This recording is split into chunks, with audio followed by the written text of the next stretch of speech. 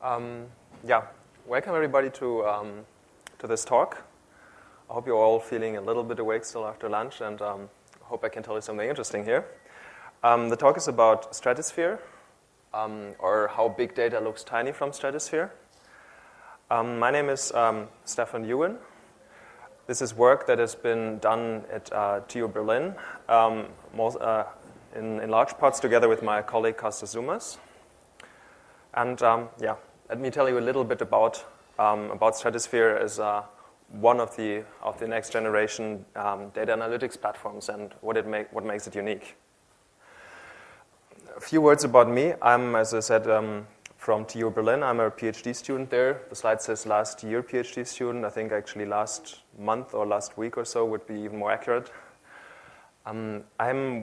I've been with the Stratosphere project from the very beginning. I'm one of the core developers of that project, and yeah, responsible for many parts, from APIs, optimizers, runtime, and so on.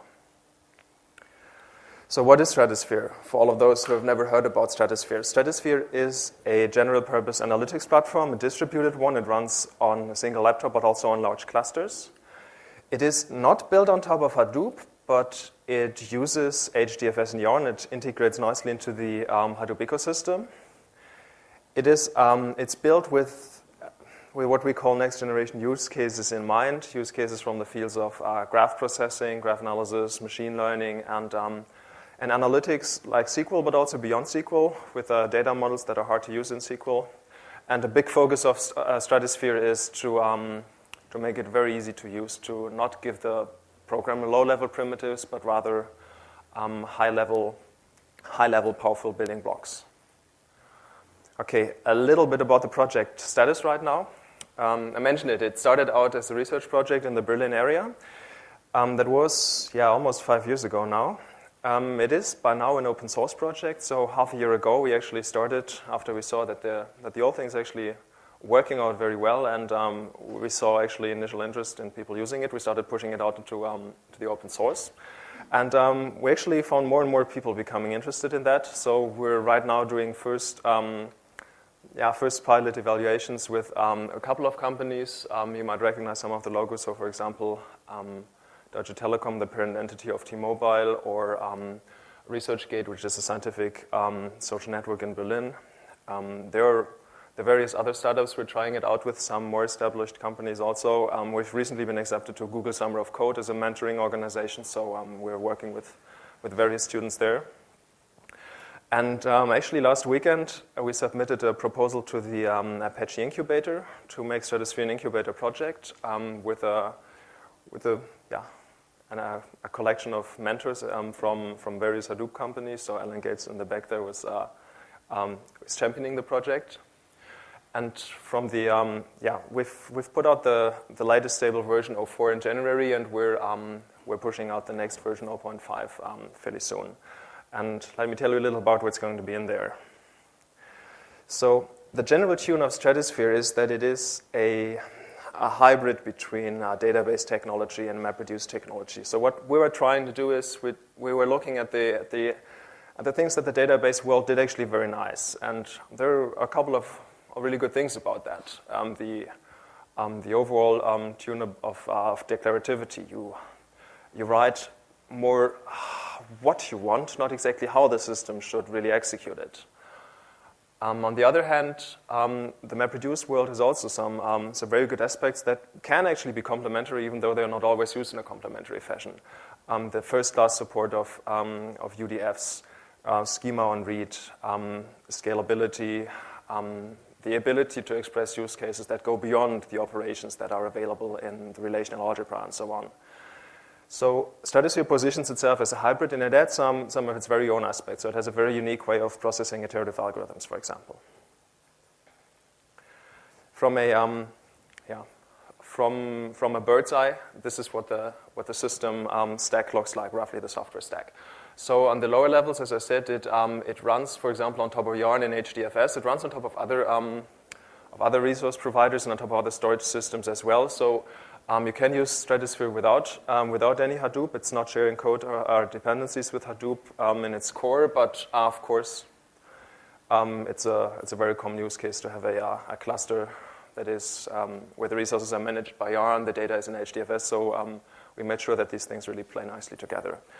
Stratosphere core runtime is not built on MapReduce. It has its own deployment, scheduling, data exchange code, local algorithms, and everything. There's an optimizer buff that is highly inspired by database technology, the way database optimizers work. For example, what the Optique library has inside. Parts of that are in there, but with a bit of a different touch. They're not tailored towards relational operations, but towards the more relaxed operations that you can do with map and reduce functions, also with the other operators in the system that I will show in a second. And on top of that, we added multiple APIs. So most of the examples I'll show today will be from the Java API. There's also an API in Scala. There's a special API for graph processing, which is, if you wish, a slightly modified version of what Pregel or Giraffe offers.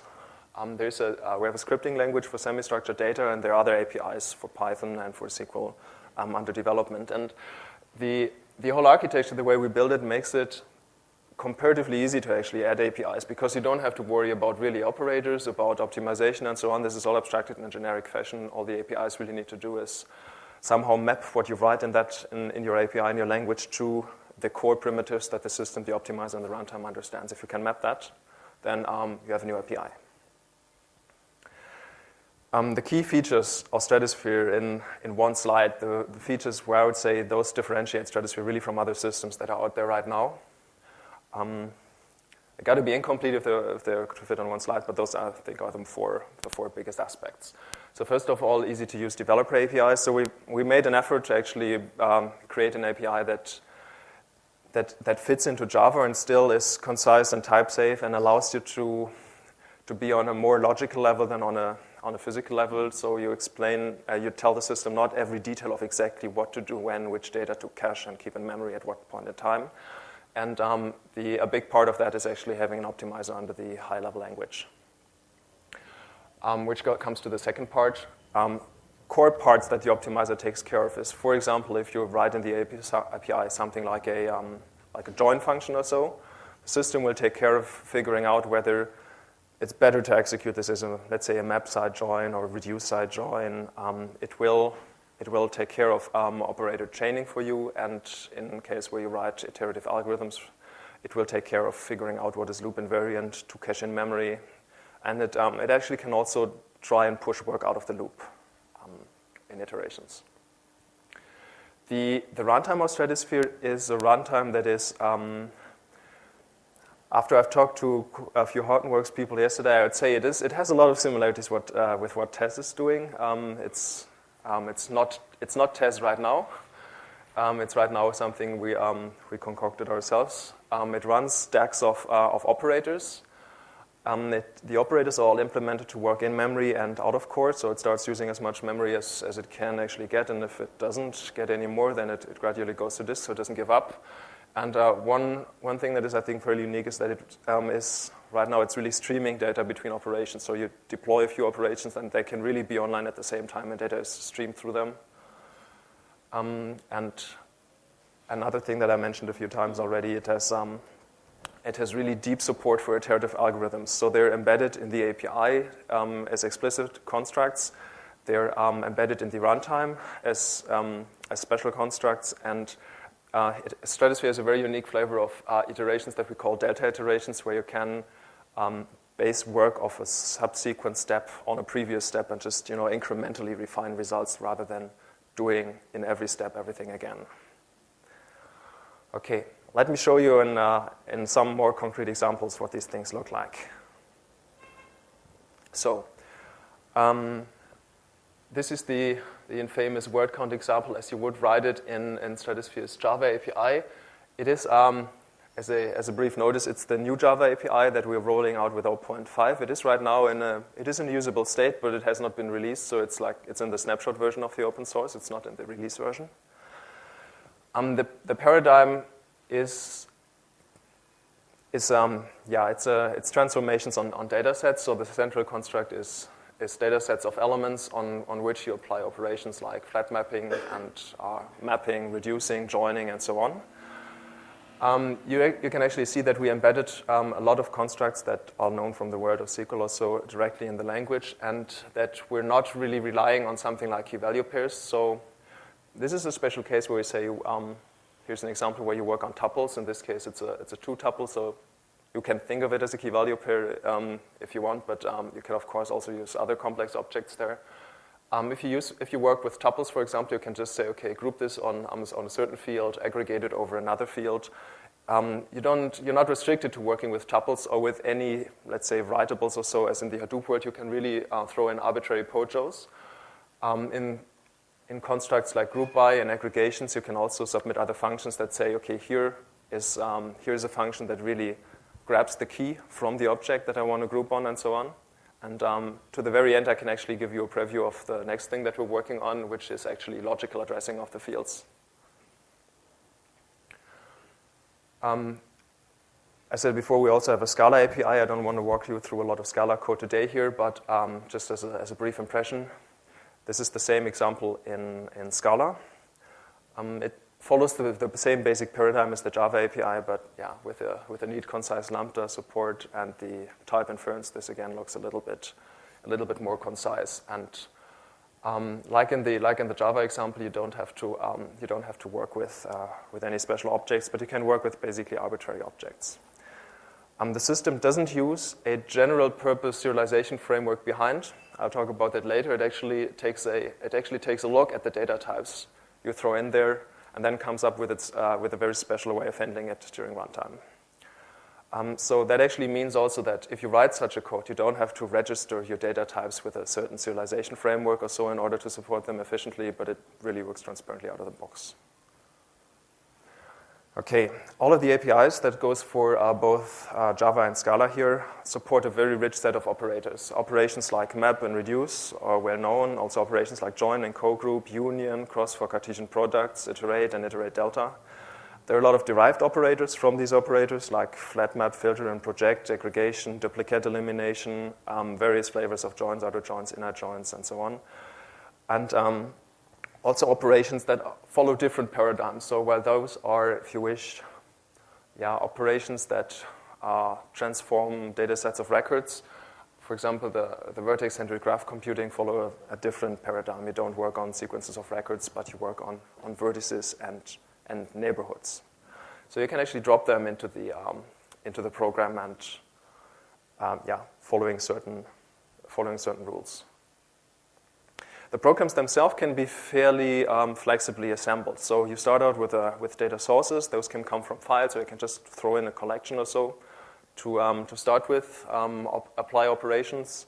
And then at some point you end up with a data sync, which may be just printing it to the command line, writing it to a file, or submitting it wherever. The data flows, as you model them, are in most cases acyclic, but there are special constructs where you can say, okay, actually, please close a loop between that operator, and thereby have an iterative program that will feed back data whenever this one produces a result back to that operator. Either do it for a certain number of times or until a certain termination condition is fulfilled.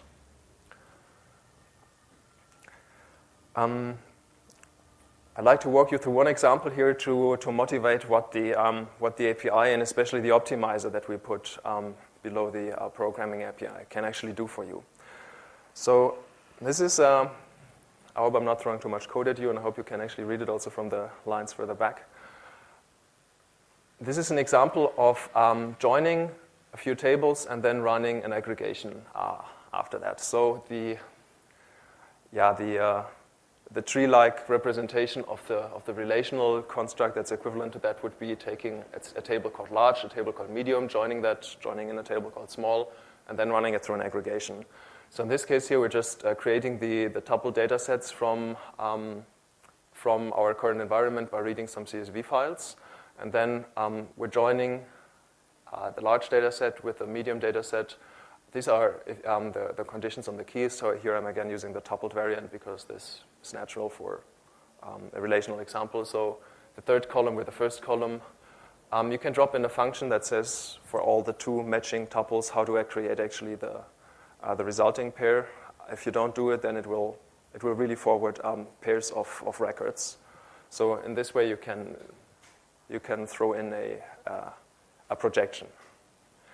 We do this once again here. This time we join the small table with that result, and then we group it by some field and aggregate it. So the system internally includes various algorithms or various ways to do it. So the communication, the network layer supports partitioning the data, partitioning one data set towards another data set. If one is already partitioned, the other is not. Replicated join, or I think yesterday in the Hive talks they called it broadcast join. So that is the same thing here. For local strategies, sort merging, so sorting both data sets on the key columns and then merging the two data streams, or using a hash table. If we look at this example now, and we have the possibility to execute it in various ways, what would be the best way to do it? Oh, it is something that is not absolutely obvious on first sight. If you look at it for a few seconds, this example is probably concise enough that you can come up with a way of doing it. For example, saying, okay, if these tables are both at least not small, I might want to do more of a reduced side join here. If this table is really small, I might want to do more of a broadcast join or a map side join. And so what do I do with the aggregation here? I'm actually seeing the field that we group on here is actually the same field that we join on here. So maybe there's the potential to reuse some of the work we did in an earlier stage. And these are, if you want to make an algorithm run efficiently, these are all considerations you have to play through. This is exactly what, for example, in Hive or so, the Optic optimizer does that is coming in the latest version, or that in a system like Teradata or DB2, the SQL optimizer does. So in Stratosphere, as I showed you on the stack there, we also have an optimizer beneath the API, and it does exactly these things. So in a typical variant to execute that would be that it says, okay, this data set is a large one with a medium, maybe not be so large, but it's also not so small that broadcasting it is a good idea. So let's do a replicated join here. Do a broadcast join here, and then simply reuse the partitioning from the replication here to do the grouping, which means that the reducer here will be extremely cheap. It doesn't have to shuffle again.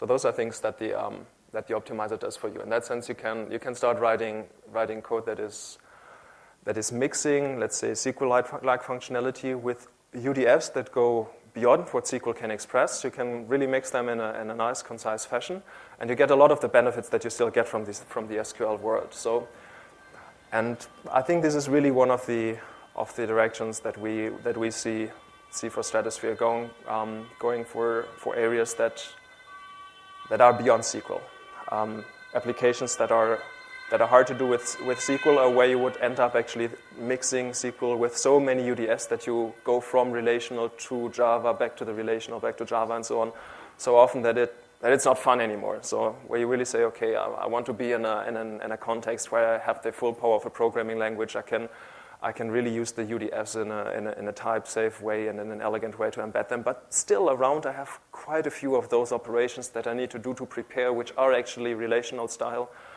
And I don't want to reinvent them myself. You can actually run Stratosphere programs in a variety of contexts. So if you look at the code here, you always see that that the data sets actually start out from some environment. This environment kind of determines how the program is executed in the end. So there are local environments, remote environments, or package cluster environments, if you wish.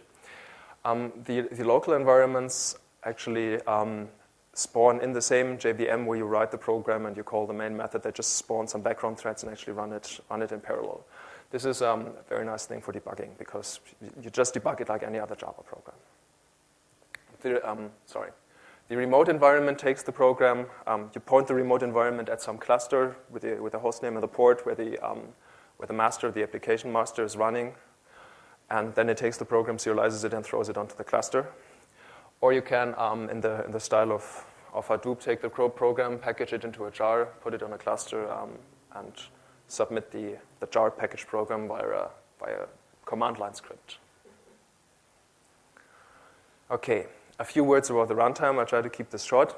I can actually talk about it all day because it's kind of my favorite part, but one of my favorite parts. But let me just sum up the two major aspects. So first of all, it's a distributed runtime that is following a master worker pattern, actually very similar to reduce and MapReduce and TES. The workers, if you look at the name Task Manager, you will see that this was the architecture was inspired from Hadoop, of course. It's a good idea to co-locate them with the data nodes if you want to get local reads. So all of that is a similar paradigm as in the MapReduce world. The communication between those task managers is, as I mentioned before, it's rather streamed than that one operator writes the result to disk and another one pulls it from there, or materializes it and another operator pulls it from there. So there can be data streams active between the task managers for many stages of operators. All operators are implemented in memory and out of core, and the way they internally actually realize that is something that is also different in Stratosphere than in most of the other systems. So on this slide here, I try to contrast the way that Stratosphere does it a bit with the way that Spark does it, because I think Spark is probably a fairly well-known system by now. It's an Apache top-level project, and it supports also some of the features that Stratosphere supports. So, for example, working on arbitrary objects. And the way that Spark does it is that it basically keeps collections of objects around, lists of objects. The lists are, of course, split and partitioned across nodes, and it uses a general purpose serialization framework, so either Java serialization or cryo serialization to move these objects between clusters. Stratosphere does it a bit more I would say the database way, and there it comes back to being this hybrid between MapReduce technology and database technology. If you look at the way most database systems internally work, they actually have pools of memory pages, buffer pools of memory pages, in which they keep the records, in which they accumulate records, for example, if they're collecting them in order to sort them, or if they're collecting them for building a hash table, or if they're just caching them. And in Stratosphere, what we do is we actually take objects, and we look at the structure of objects, and then we're computing a layout of these objects. It's actually nothing too complicated. You take the object and you try to flatten it into a tuple, which means that all fields here, this becomes, in this case, just a two-tuple of a field that is called word and a field that is called count. If you actually nest objects, then you do this flattening recursively. And then the system internally actually keeps the data around in these memory pages. It never gathers a lot of objects. It always gathers binary data in these pages. And most of the algorithms are implemented, and this is something we're pushing even further.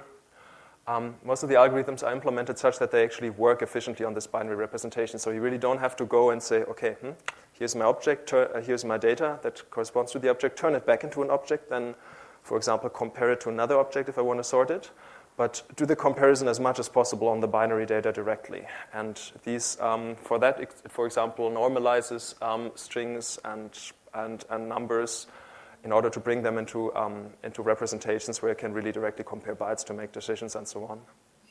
And that allows us to actually be very robust when it comes to using memory. First of all, this representation is in many cases much more compact than an object representation, and plus if you give the system a pool of memory pages, once this pool is used up, it can actually just trigger the out-of-core mode and say, okay, let me move some of these pages to disk. And it does this using algorithms that are known from databases, like the adaptive hybrid hash join or sort merging or various types of caches and buffer strategies. Okay, so much for the runtime. Another point that where I'd like to show you a few examples is iterative algorithms. And why do iterative algorithms actually matter? A lot of the algorithms that are interested for fields like statistics, machine learning, and graph analysis are inherently either recursive or iterative in nature. So you can usually express them in both paradigms. So clustering algorithms are one example. A algorithms that solve general optimization problems like gradient descent. Graph algorithms often have this characteristic that in one step you actually can influence the state of a certain node in the vertex based on the neighbors. But if you really want the whole graph computation to converge, you have to kind of do this transitively, many hops over many vertices, which translates to doing it recursively or iteratively. And so except for some tailored algorithms that do a single pass over the data, most of the algorithms that actually train a set of parameters to converge do multiple passes over the data and refine these parameters. So, okay, the pointer doesn't quite work. Okay, here we go, sorry. So how do iterations actually look in Stratosphere contrasted to how do they look in other systems? If you look at Hadoop or a system like Spark, iterations actually work that they are in the client, or the client may also be the master depending on what system you talk about. But what effectively happens is that you push out the computation again and again and again to the cluster, and the cluster just applies this computation again and again. And the intermediate results in Hadoop, in MapReduce, actually go to disk, go to the distributed file system. What Spark added on top of that is that the intermediate results don't go to disk, they go to memory. And with memory being a lot faster than disk, this actually saves you quite a bit. But in general, it's the same basic paradigm, actually, only that these guys worked on, representing intermediate results, making deployment fast, and so on. Stratosphere is really different from that in the sense that it really deploys a cyclic data flow to the cluster. When you run an iteration, you actually push out one instance of the operation, and the data goes through it multiple times, is really fed back. That has the advantage that you can actually keep data structures around across multiple iterations, and then can actually keep state around across iterations, which is a fairly powerful thing for many algorithms. The system actually, let's go back one step. We don't only represent iterative algorithms at runtime like that. We also, the system is inherently aware of the fact that the algorithm it's executing actually has a loop. So if you program in Hadoop or in Spark, the system, the execution engine itself doesn't really see that this is a repeated thing. It's just the same thing is thrown out to the cluster again and again. And because our system actually is actually aware of that thing, it can apply a series of automatic optimizations to that. So if you look at this data flow, you'll see that the cycle that is kind of formed here does not include this part and this part here. So it makes a lot of sense to, let's say, cache this part here in memory, right? Because this is not part of the loop, this edge here. Also, if I want to execute that join, it might make a lot of sense to say, okay, let's do the heavy part of the join on this side, because this is really executed only once and not for every loop. So if we choose to do a hash join here, let's do the hash table on this side. All of these things. You can do optimizations like assuming that this one here was a sorted join, and sorted joins produce sorted results. The results go back in a sorted fashion, so maybe this reducer and this join can really reuse it. So it can reuse in the next iteration work from the previous iteration, and so on. All these things can actually happen. That is what you see here. This is a drawing of our plan visualization tool. So when you write a program, you can actually tell the system, okay, show me what it looks like if you're executing it.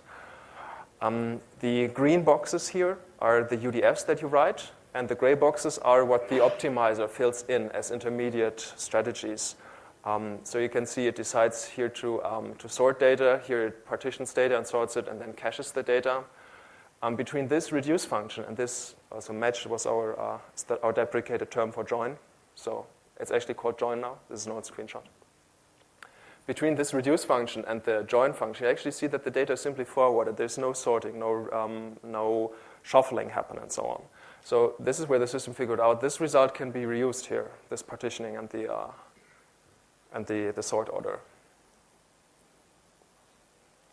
One more thing, actually, because we have a streaming system, at some point you need, if you have complex data flows that are not just trees, but that branch at some point and reconnect at some point, you might once in a while have to break the streaming pipeline to avoid deadlocks. This is also something that this optimizer component figures out. It analyzes the data flow and places pipeline breakers to prevent these streaming deadlocks.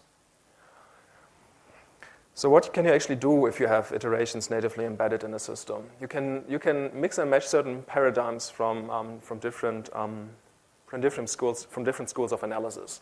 So this here is a program that does graph analysis. It computes, in this case here, the connected components of a graph. And it starts out as like a record-oriented program. You start with the data sets. Just have an ellipsis here. You obtain them from somewhere, typically from a file.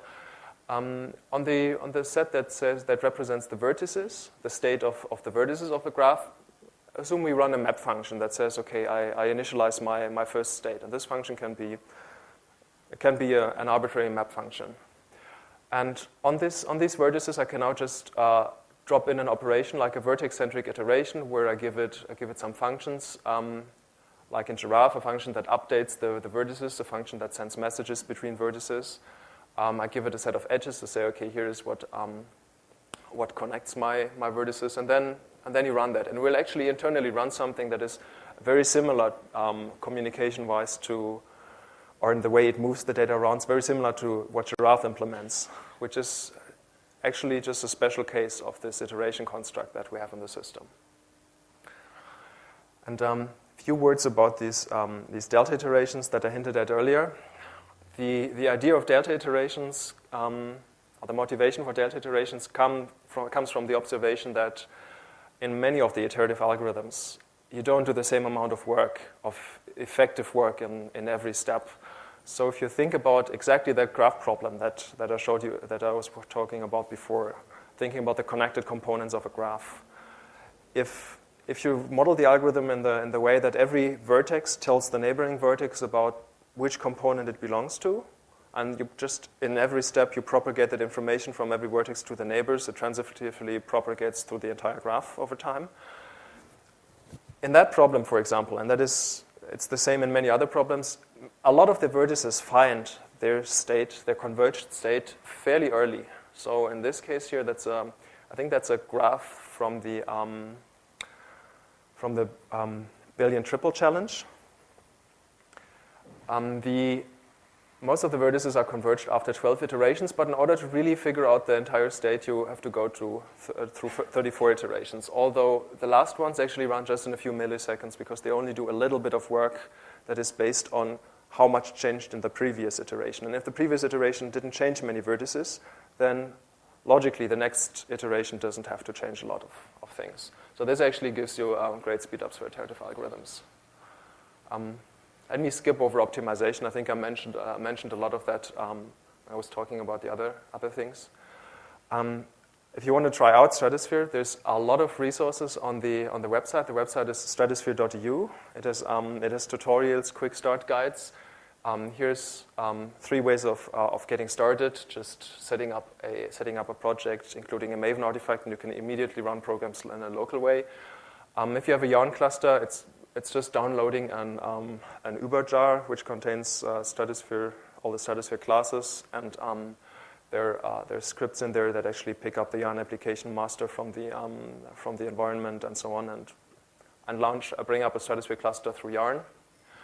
You can also install a local mini cluster in 3 commands. So we did our best to make setup easy.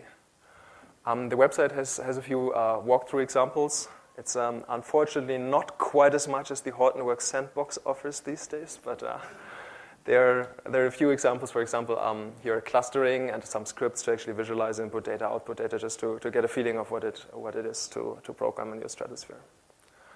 And with that, I would like to conclude. Thank you.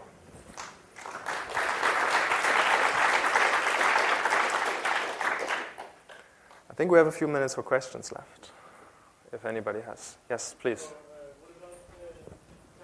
You have a nice API. I guess you provide some sort of test framework for that DSL. Yeah, the testability. Let me see. I might actually have a slide for that in the backup. Yeah, so the There are testing frameworks that we use internally also to say, okay, here are example algorithms which we use for regression tests and so on. And you can do things like that in the API. You can say, okay, create me an execution environment and say, okay, just drop in those elements as a start, apply these functions, and collect the result in a list. And then you can validate the content. So it doesn't have to go through temp files or anything or through clusters. You can. It runs in the same local JVM. You can actually add an add test there, and it will run as a unit test. Yeah. Okay. Yes, please. Do you think, or what's the main purpose in processing the data? Is it more streaming way or batch-based processing or anything? Yeah, that's a very good question. I mentioned that the execution engine underneath is a streaming engine, but the paradigm that you program is actually a batch paradigm. So the primitives that are in there, let me go back, all the operators on this list here, they're implemented right now as batch operators. That being said, that is really more an API and an optimizer thing than a runtime thing. So in the scope of this open source project, there's actually a handful of people right now working on adding a streaming API. As a first prototype, I think they're trying to do something that is Storm-like on top of the underlying runtime. And then we're trying to figure out bit by bit how we actually integrate the streaming with the batch programming paradigm.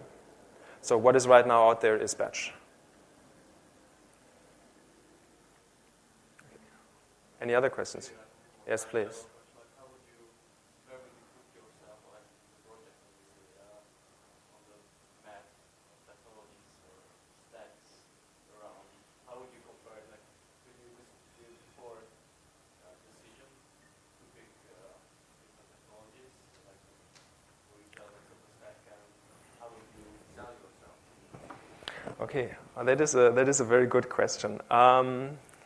Let me see if I can give you a good answer to that.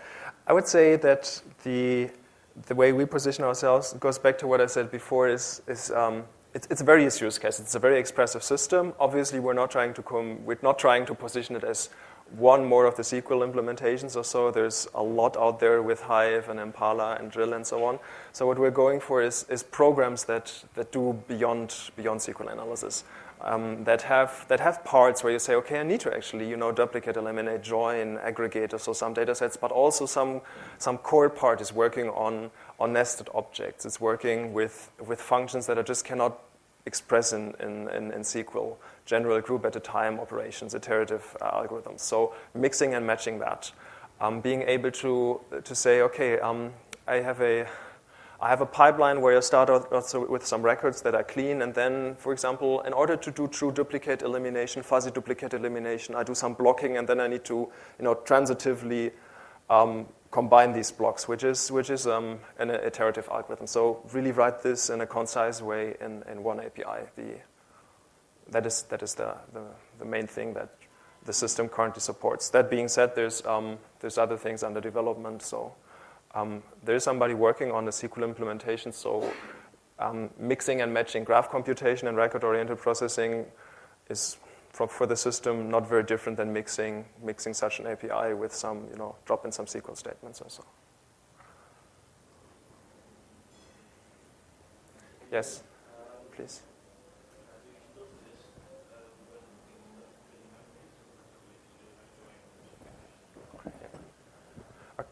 The question was if we spill to disk if things do not fit in main memory. Yes, we do, absolutely. That's one core part of the way the system was built. And this whole design that we work on binary data it's not only to say, okay, we can fit more intermediate data into memory because it's a more compact representation. It's also that we can explicitly control when we run out of memory and actually spill to disk. And the spilling here is also, it becomes very cheap because it's not that you fall over this cliff all of a sudden. You have to kick in the serialization. You have to move an entire data set.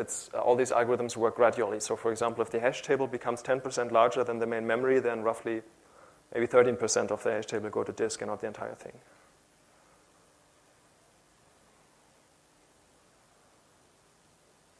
Yeah, please.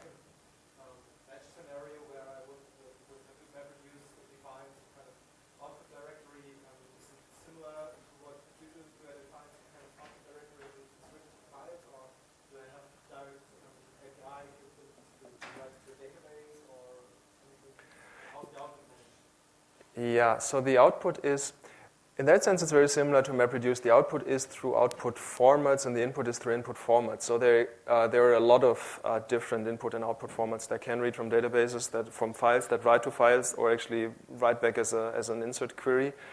In this example here, we see that the result is output into a collecting output format that actually puts it into a list. So this is really, it's configurable. You can write your own output formats. The system comes with, I'd say, the usual suspects: text, CSV, binary, and JDBC. But it's an API that's very similar to the Hadoop output format. So drop in whatever you need.